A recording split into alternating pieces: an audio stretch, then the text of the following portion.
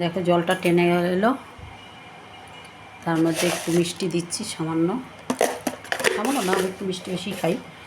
আর এর মধ্যে ছেড়ে দিচ্ছি বাদাম, ছেড়ে দিয়েছি, এবার আলু ছেড়ে দিচ্ছি। ডিমটা একটু পরে দেবো, ভেঙে ভেঙে যাবে, ঠিক আছে। ডিমগুলো পরে দেব, নেড়ে নিই। জলটা সুন্দর মানে টেনে গেছে, আর চালটাও সেদ্ধ হয়ে গেছে। দেখো মতন জল ঠিক মতন দিতে হবে, ঠিক আছে।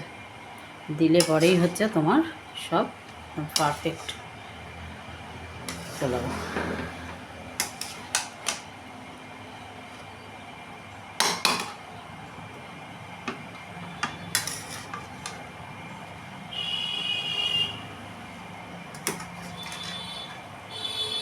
মিক্সড করতে হবে ভালো করে।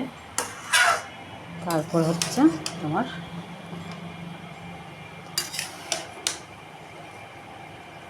টমেটো দিয়ে দিয়েছিলাম, আর হচ্ছে কাঁচা বাদাম, এই ভাজা বাদাম, ঠিক আছে। বুঝতে পারছো নিশ্চয়ই বাদামটা, এই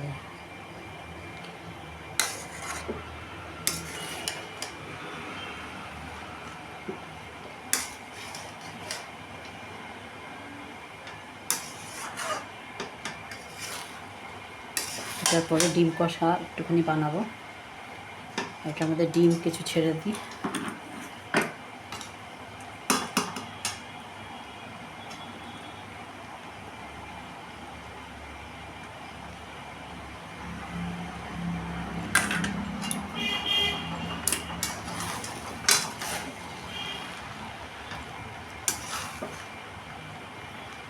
চালটা এখনও শক্ত আছে একটু,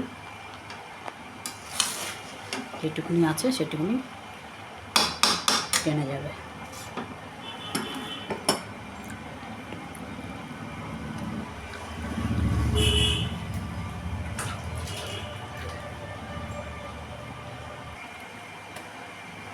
সামান্য একটু নুন দিলাম, কারণ অল্প সে সময় দিয়েছিলাম, তাই না। আর ভাজার মধ্যে দিয়েছি তো, আলু ভাজা আর হচ্ছে ডিম ভাজার মধ্যে।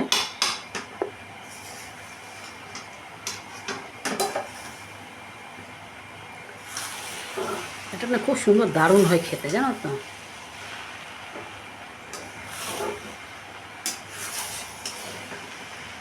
চালটাকে নানা রকম মশলা দিয়ে যে মেখে, কাঁচা সর্ষের তেল দিয়ে,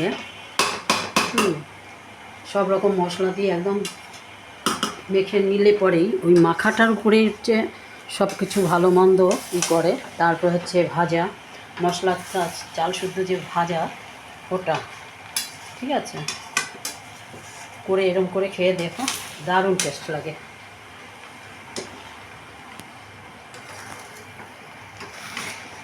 এবার একটু ঘি দেব, দিয়ে নামিয়ে ফেলবো। এটা হচ্ছে ডিমের পোলাও। আমার মা যখন বেঁচে ছিলেন, মা মারা গেছেন হচ্ছে 20 সালে। মা যখন বেঁচে ছিলেন তখন মা খুব বানাতেন এগুলো, আমাদের খুব ফেভারিট ছিল। সবই মার কাছ থেকেই শেখা, কারণ সব সন্তানরাই মা বাবার কাছ থেকেই শেখে, তাই না। আমরাও শিখে এসেছি, এখন আমাদের সন্তানরাও হচ্ছে আমাদের থেকে শিখবে। আমি বানাই, আমার ছেলেকে বলি, মানে একটু দেখে নে, শিখে নিবি, ভবিষ্যতে কাজ দেবে কোনো সময়। কারণ কার কোন সময় কোথায় মানে চাকরিস্থলে যেতে হয়, সেটা হচ্ছে সেখানে গিয়ে তো তাকে একটু কিছু করে খেতে হবে। হ্যাঁ, সেটা যদি জানা থাকে, ঠিক সেটা হয়ে যায়, তাই না। ঠিক আছে, সবাই ভালো থাকো, সুস্থ থাকো। আমি আমার এবার ঘিটা দিয়ে নামিয়ে ফেলবো, ঠিক আছে। এবার একটু ঘিটা দিয়ে দেবো, ঠিক আছে।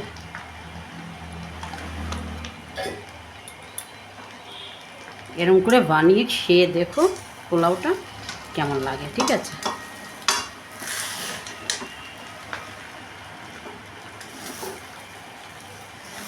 ঠিক আছে, জলটা যেটুকুনি দিয়েছি তোমরা তো দেখেছো, হ্যাঁ।